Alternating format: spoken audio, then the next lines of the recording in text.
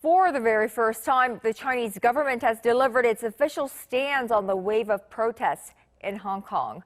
For more on this story and other news from around the world, we turn to our Hong Yoo at the Arirang News Center. So Hong Yoo, what can we make of this move by Beijing? What is Beijing what kind of message is it delivering? Well, Connyoung, we can say China is taking the protests seriously now, holding the first major press conference from Beijing on the issue since the former British colony was handed over to China in 1997.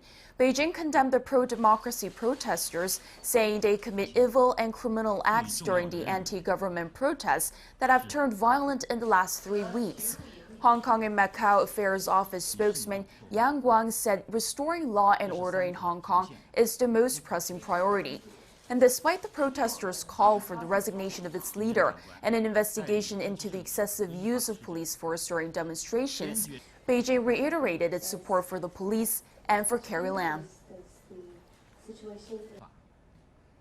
The central government firmly supports Chief Executive Carrie Lam leading the Hong Kong administration and carrying out their lawful duties, firmly supports the Hong Kong police strictly enforcing rule of law, firmly supports relevant departments of the Special Administrative Region government and judicial authorities bringing justice to the criminals, and firmly supports people who love the country and Hong Kong safeguarding Hong Kong's rule of law.